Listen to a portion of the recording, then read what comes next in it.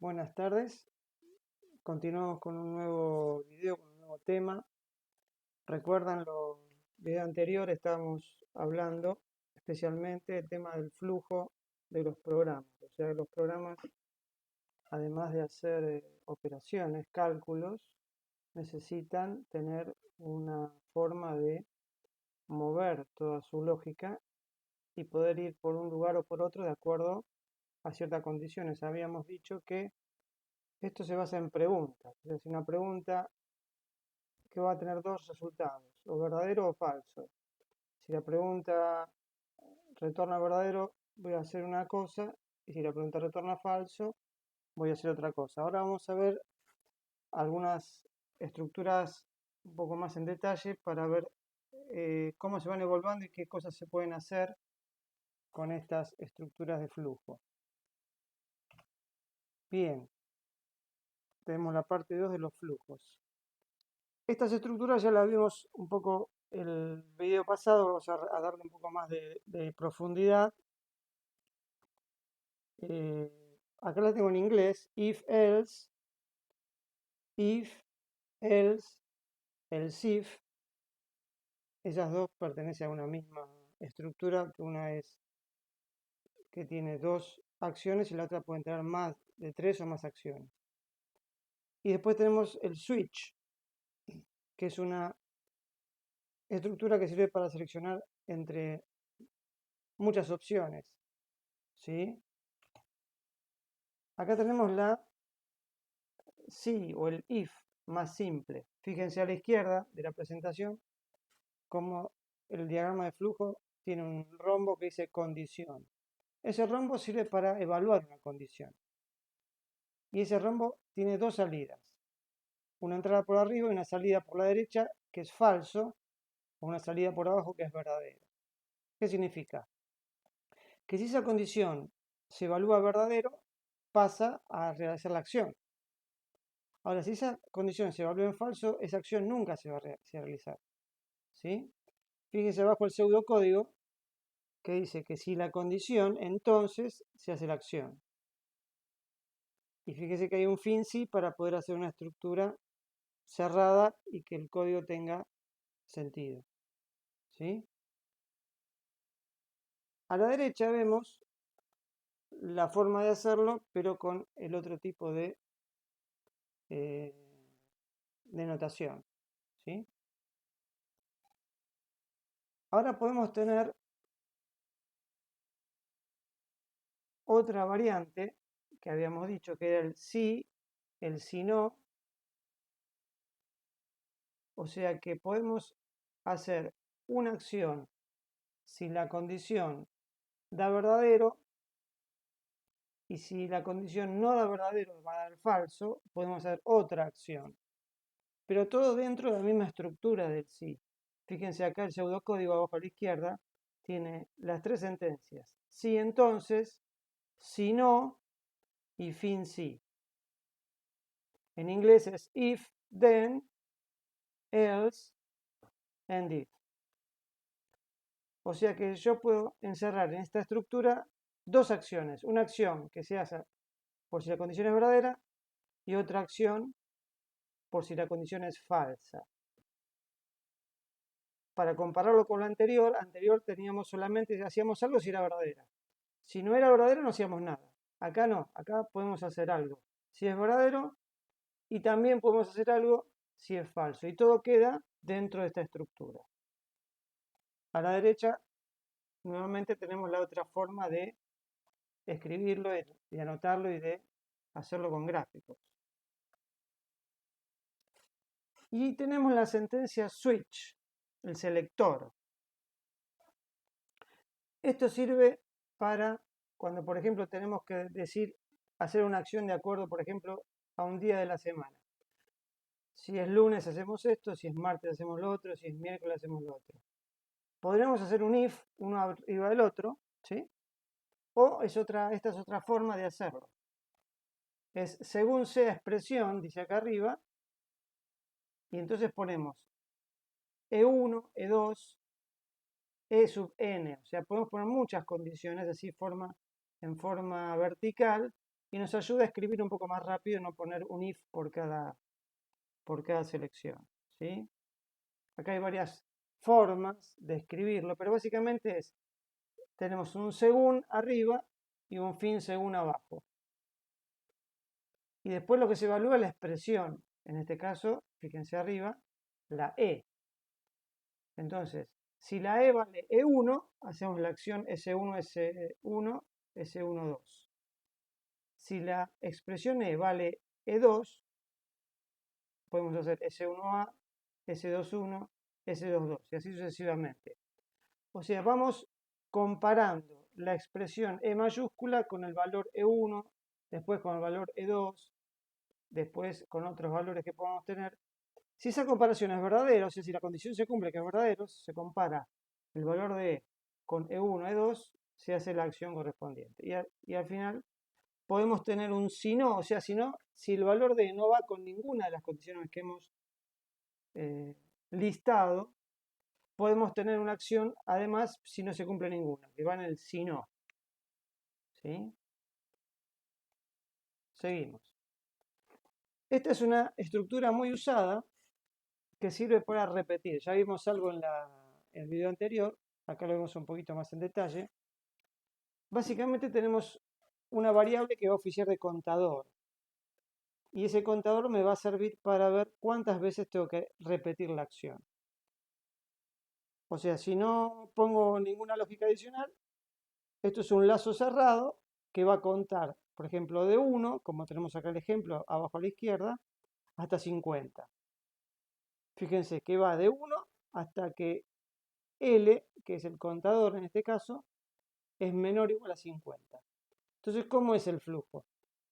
Entro al flujo, pregunto, ¿L es menor o igual a 50? Si sí, o sea que todavía está en el rango entre 1 y 50, tengo que hacer la acción.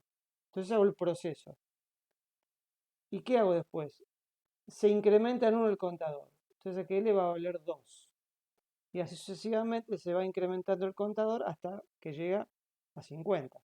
Cuando el contador llega a 50, fíjense acá la expresión que compara L menor o igual a 50 va a dar que L no es menor o igual a 50. Eso va a ser cuando sea 51. Cuando llegue a 51 significa que se repitió 50 veces la acción, entonces me va a decir que no, y va a seguir el flujo del programa fuera del ciclo del del for. Lo que tenemos a la derecha, acá abajo, es una indicación, otra forma de hacer una repetición. Pero acá necesitamos ya una variable auxiliar que nosotros la tenemos que manejar en forma manual, como un contador, y la sentencia que usamos en el pseudocódigo es repetir mientras. Pero esto es solamente a título informativo, porque ya vamos a venir otro video, el siguiente, que vamos a hablar de esta estructura. Y acá tenemos también para mencionarla, porque después va a haber otro video más detallado, la sentencia mientras. ¿Qué significa? Es un ciclo también. Es un ciclo cerrado que uno entra a ese ciclo si la condición se cumple. Si la condición se cumple en verdadero, entro al ciclo. Ejecuto la acción y luego subo para arriba y de vuelta pregunto si la condición se cumple. Mientras la condición se cumpla, se van a ir ejecutando las acciones en forma repetitiva. ¿Sí? ¿Qué significa? Que si la condición dentro del ciclo no cambia nunca, va a ser como un ciclo infinito, se va a realizar siempre. Significa que parte de las acciones aquí adentro van a tener que modificar la condición, cosa de que en algún momento se salga de este ciclo. Un ciclo infinito es algo que no se desea porque nuestro programa va a quedar totalmente colgado y no va a responder, vamos a tener que matar el programa en forma brusca. ¿Sí? Acá tenemos para mencionar algunas sentencias incondicionales. ¿Qué son las sentencias incondicionales? Cuando aparecen algunas de estas sentencias no hay forma de evitarlas. ¿Sí? Estos en el pseudocódigo no las tenemos, salvo la de medio, el return, pero las otras se usan en los programas, en los lenguajes de programación estándar. El go-to significa que de un punto de programa voy a otro punto de programa en forma directa, sin hacer ningún tipo de pregunta, ¿sí? Eso sería el go-to. El return se usa cuando yo estoy dentro de un subprograma, que después en un video futuro vamos a ver los que son, y vuelvo a ese subprograma al programa principal, con el return. También, esa es una forma directa de salir de un punto y volver a otro. El break es una forma de romper un ciclo. Los lenguajes de programación de código, ya no pseudocódigo, cuando estamos dentro de un ciclo, podemos salir del ciclo en forma directa colocando un break. Por alguna causa tenemos que salir, se le pone el break. O sea, son tres formas de movernos de un punto a otro del programa en forma directa, sin ningún tipo de pregunta, ni sin evaluar ninguna condición.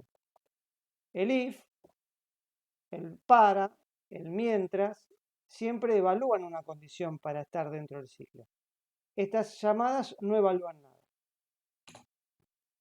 Bueno, dejo la lectura recomendada, el capítulo 4 y capítulo 5 de la literatura obligatoria. Ahora vamos a hacer un par de ejemplos en el PSInt. Primero vamos a ver algo relacionado con el si o el if. Fíjense. Es un programa muy simple que tiene que informarnos si el número es positivo o el número es negativo. Entonces, acá lo que hace es, si el número es positivo, fíjense que lo que se evalúa es esto, num mayor a 0. Esa expresión num mayor a 0 devuelve una respuesta lógica, o verdadero o falso. Si esa respuesta es verdadera, va a pasar a esta parte del programa, va a ejecutarse esto. Ahora, ¿qué pasa si esta respuesta no es verdadera? Lo bueno es que tenemos solamente una opción más, que es falso. Entonces, si es falso, va a pasar a esta parte de abajo del programa. Y terminamos siempre con el fin sí. ¿Sí? Es muy sencillo. Si lo ejecutamos, nos aparece la ventana de ejecución, ingreso un número. Si pongo un 5, enter, me dice el número ingresado es positivo. Perfecto. Cerramos. Y ahora vamos a ejecutarlo nuevamente para probar la otra condición. Menos 3. El número ingresado es negativo. Si queremos hacer una observación en este programa en particular, en este código, no sabemos qué pasa si le ponemos un 0. Nuestros programas siempre tienen que estar preparados para la mayor cantidad de casos posibles. No sé si es posible todos, pero la mayoría. Vamos a ver qué pasa si ponemos un 0. ¿Cómo trata el 0? 0. El número ingresado es negativo. Significa que cuando encontramos 0 es negativo. ¿Por qué? Porque acá pregunta si es mayor a 0. ¿Sí? Entonces, si no es mayor a 0, si es 0 o negativo, me va a pasar a esta parte que es el negativo. ¿Sí? Bien. Ahora vamos a pasar a otro ejemplo que tiene que ver con el de repetir. Fíjense.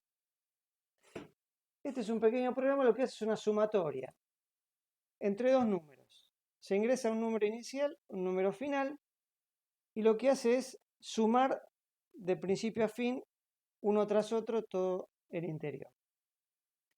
Entonces, usamos para esto, fíjense acá, la línea 15, la sentencia para. ¿Cómo es la estructura de esta sentencia? Vamos a necesitar un contador para que nos vaya contando la cantidad de vueltas que va haciendo nuestra sentencia. Entonces nuestro contador se llama cuenta. ¿Sí? A cuenta lo tenemos que arrancar con un valor inicial. Entonces esta es la forma de el valor de ini, si lo ponemos a cuenta. ¿Y de dónde salió este valor ini? Fíjense acá, está acá arriba de leer la variable ini. ¿Sí? En los programas no hay nada mágico, todo se tiene que definir, todo tiene que aparecer en algún lado. ¿Sí? Esa es una de las premisas. ¿Y hasta cuándo cuenta? ¿Cuál es el valor final de cuenta? Hasta ULT. ULT es este código que ingresamos por segunda, como segunda variable. Número de fin. ¿Sí? Esta sentencia para tiene otra posibilidad de hacer lo que se llama, como va a usar un contador es un número natural que va incrementándose de a 1 naturalmente, podemos hacer que el incremento sea de a otra unidad, por ejemplo de a 2, de a 5, de a 10, depende, lo que tengamos que hacer. Eso se hace con esta sentencia, con el paso. Acá le ponemos el 1 que es el estándar, el default. Y acá vamos a tener otro concepto. Tenemos el concepto de contador y tenemos el concepto de sumador, sumatoria, que vamos a usar esta nueva variable, se llama sumat. Le pasamos un 0. Sumat, ¿cómo hace para acumular la suma? Se modifica a sí mismo. O sea que sumat se hace a sí misma. Sumat más cuenta. ¿Por qué? Cuenta tenemos en principio el ini, después se va a ir incrementando de a 1 hasta ULT. ¿Sí? Entonces vamos a hacer una prueba. Si yo ingreso 5 y 6, me tendría que dar como resultado 11, ¿no? Vamos a ver si funciona. 5, 6. La sumatoria es 11. Perfecto. Funcionó bien. Vamos a tratar de verlo, el programa, cómo corre en forma paso a paso. Fíjense que acá arriba tenemos un icono que se llama ejecutar paso a paso. Esto también es muy usado en la programación, que significa hacer un debug. Debug significa ir línea por línea en nuestro código para ver qué está pasando. Y vamos a tener ventanas para ver el valor de las variables. Vamos a tratar de hacerlo. Ejecutamos paso a paso. Fíjense. Acá tenemos una línea verde que nos va diciendo por dónde va. Esto es como si fuera un paso a paso automático. Le ponemos un 5. Y ahora le ponemos un 8. Fíjense. Ahí va dando vuelta porque cuenta va pasando de 5 hasta 8. ¿Sí? Y ahí tenemos. La sumatoria es 26. Si lo queremos hacer a mano es 5 más 6, 11, más 7, 18, más 8, 26. ¿Sí? Entonces significa que nuestro programa está haciendo lo correcto. Bueno, por ahora creo que estamos bien. Después vamos a ver otro video con el tema de el mientras y el repetir. Hasta el próximo video.